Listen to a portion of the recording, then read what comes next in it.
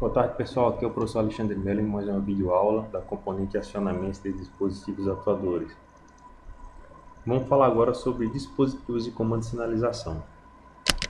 Bom, os dispositivos de comando de sinalização têm o objetivo de ligar e desligar e sinalizar os circuitos elétricos.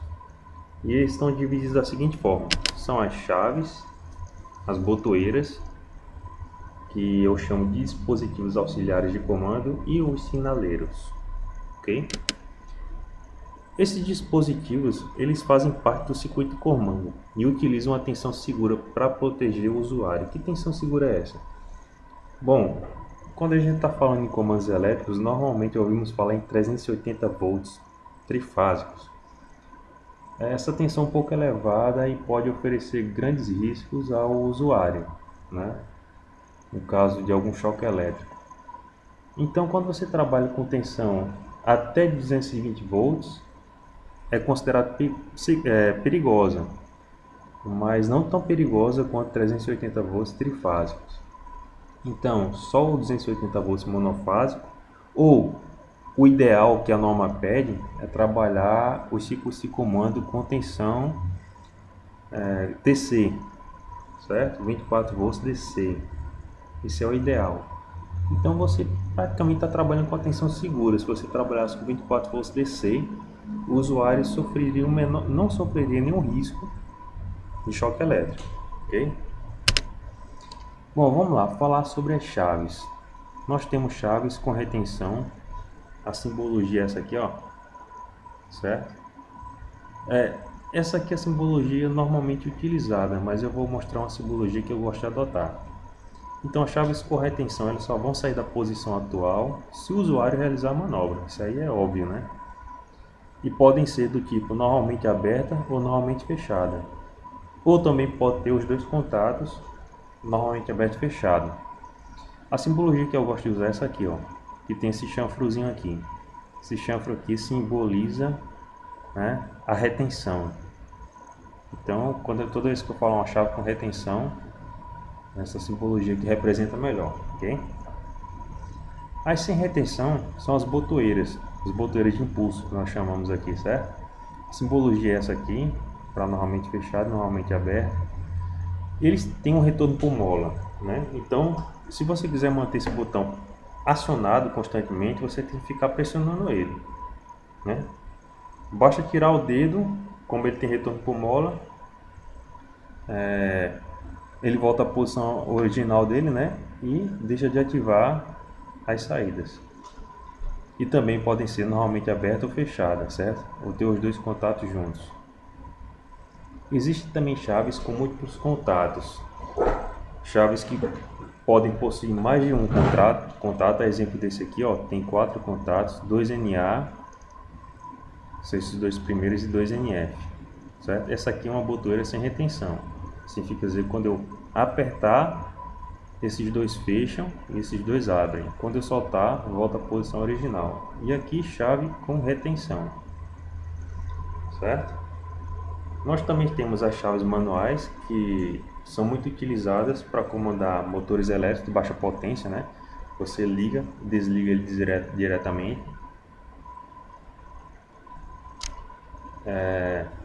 É uma das formas mais econômicas para se dar uma partida em motores. Entretanto, é recomendável que, como nossa rede aqui é 220 volts, então é recomendado apenas dar partida direta em motores de no máximo 7,5 CV, ou 7,5 HP, ou 5,5 kW. As potências aqui são iguais, o que muda são as unidades, certo? Para 380 volts trifásico é recomendável isto. Bom, um exemplo aqui, ó, de chave com retenção das chaves manuais são essas chaves aqui. Elas possuem retenção, certo? E temos de vários tipos. Pode ser monofásica, apenas ter uma fase, ter 2 fases ou 3 fases. A exemplo dessa simbologia aqui, certo? O normal é monofásico ou trifásico, ok? E elas sempre vão ter retenção. Bom, outro tipo de chave interessante é a chave seletora ou comutadora. a gente pode comutar essa chave entre duas ou mais posições, né? Então, também tem contatos normalmente fechados, normalmente abertos, e dependendo aqui da condição, eu vou colocar aqui esse ponto comum ou com normal fechado ou com normal aberto. Também existem essas botoeiras, essas chaves seletoras sem retenção, a exemplo dessa figura, e com retenção, a exemplo dessa figura aqui, ok? Uma chave seletora muito interessante, pessoal, essa comutadora aqui, ó. Vocês estão vendo aqui que ela tem aqui, ó, ela realiza a parte de estrela e triângulo, certo? Em motores elétricos. Nós temos aqui, ó, a simbologia estrela e a simbologia triângulo. Então o camarada vai fazer o seguinte, vai empurrar essa manivela para esse lado aqui. Permanece um tempo em estrela, a seguir empurra completamente aqui para esse outro lado, onde está o triângulo. E o motor já vai estar conectado mecanicamente nessas duas partidas aqui, hora estrela, hora triângulo, ok? Muito interessante essa chave aqui, essa chave seletora. Bom, a gente falou um pouco sobre seccionadoras, né? Apenas aqui eu coloquei para relembrar que a seccionadora ela é muito utilizada, né, para não permitir a passagem da corrente elétrica no momento que o técnico está realizando a manutenção, né? Justamente para evitar riscos de acidentes. Agora, a seccionadora não é indicada, é extremamente contraindicada para acionamentos e desacionamentos constantes. Por quê? Essas facas aqui, ó, vão se desgastando quando vão entrando aqui nos contatos fixos, certo? Então, você só pode ligar e desligar somente, primeiro, quando não existe corrente elétrica. Por quê? Porque na hora que você está fazendo o afastamento aqui dessa manivela, pode surgir um arco elétrico aqui nesses contatos. E não deve ser utilizado para manobras constantes, ok? Essa aqui é a simbologia dele segundo a BNT. Lembrando, né, que nas seccionadoras a gente tem seccionadora com carga, né, e sem carga. Só lembrando aqui para vocês. Aí vamos falar um pouco sobre as tomadas industriais. Essas tomadas industriais são muito utilizadas, largamente utilizadas, principalmente pelo fator que exigem correntes superiores a 16 amperes, né, para alimentar essas máquinas que exigem corrente acima de 16 amperes. E principalmente também pelo fato de evitar inversões das fases. O que acontece, pessoal? Se nós temos um motor trifásico e nós temos a seguinte ordem de ligação RST, se nós invertermos em algum momento do nosso circuito de potência essas fases RST, por exemplo, colocar TSR, o motor terá a sua rotação invertida, né? Já com uma tomada dessa aqui, você cria um padrão para a conexão dos fios, evitando problemas com a sequência de fase. Então você tem aqui, ó, aqui embaixo, isso aqui é a parte macho da tomada, você tem aqui o aterramento, aí tem L1, L2, L3. Aí no caso eu coloco a fase R, fase S, fase T. Tem outras tomadas que no caso aqui nós temos o que? 4 conexões, né? O terra, o L1, L2, L3. Tem outras tomadas que tem 5 conexões, aí tem o terra, o L1, L2, L3, ainda tem um neutro, ok? Que é o que nós normalmente utilizamos. Aí para evitar gambiarras como essa aqui e termos problemas de sequenciamento de fase, o que a gente faz? Pega uma tomada dessa aqui, industrial, certo? Toda padronizada, e o nosso circuito jamais terá problema de inversão de fase, vai ficar tudo bem conectado. Já o lado fêmea, a gente pode ver aqui, ó, também tem, ó, aterramento, L1, L2, L3. Dessa forma, eu ligo L3 em L3, L2 em L2, L1 em L1, terra em terra. Não tenho inversão de fase, ok? Bom, os dispositivos auxiliares de comando são utilizados para atuar no comando, no comando elétrico dos circuitos com o objetivo de comandar os contactores, comandar sinalizadores, e são eles as botoeiras, fim de curso, pedaleira, botão de emergência, comutadores, botão de impulso, conjunto pendente. Isso aí tem no livro de vocês, essa imagem aqui, certo? Você tem um fim de curso com rolete, pedaleira utilizada aqui para você fazer acionamentos com o pé, fim de curso quando uma máquina aí que tem deslocamento de um pistão bate aqui no fim de curso, ele ativa o fim de curso, tá ok? Tem as botoeiras com dupla isolação. Olha pessoal, tem um erro aqui. Esse botão é um botão de impulso e não botão de emergência soco.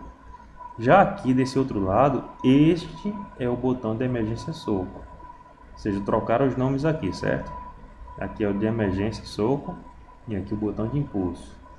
Temos também os comutadores e os conjuntos pendentes, comutadores com chave, que a gente até descreveu nas aulas passadas. E aqui a descrição, né?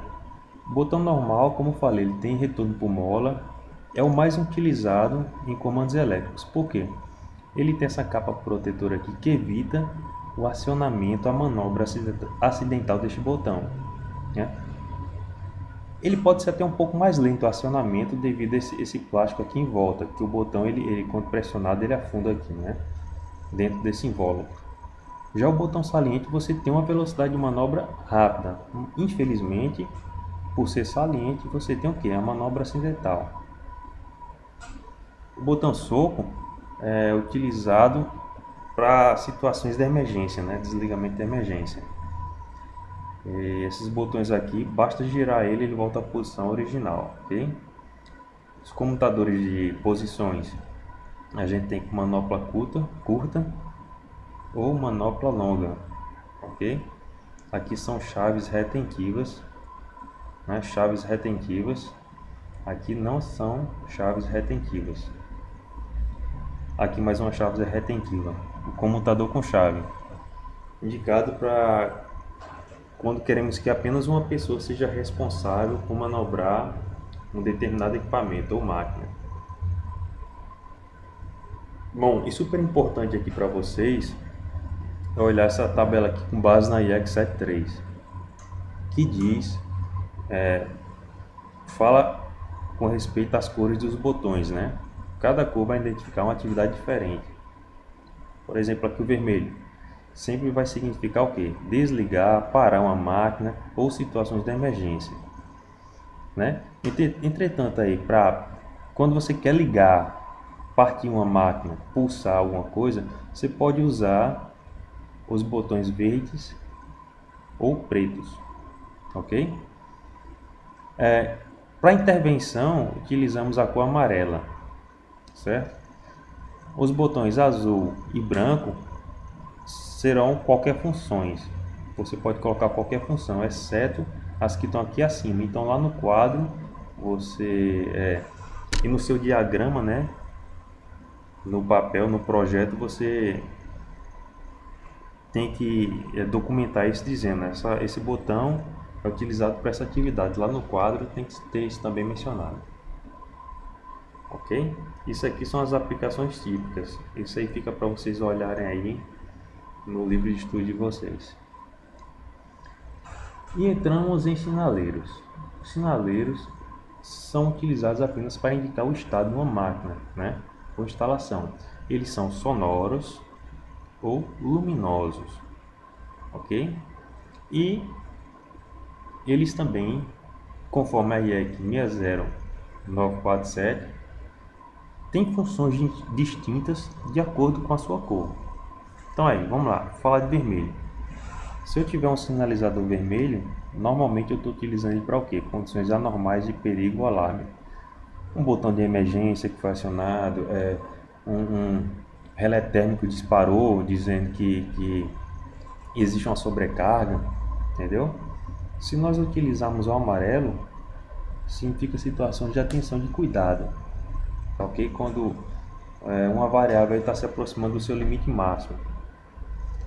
O verde sempre é utilizado para condições seguras de serviço, digamos, a máquina está pronta para operar, o motor já está girando, o motor estacionado, né? O branco nós utilizamos para circuitos sob tensão, funcionamento normal. Então normalmente aqui eu coloco o branco para indicar que, por exemplo, um painel está energizado, enquanto que um verde eu indico aí que o motor está girando, uma bomba está funcionando, ok? O azul normalmente a gente utiliza aí para informações especiais, exceto as que estão aqui acima, né?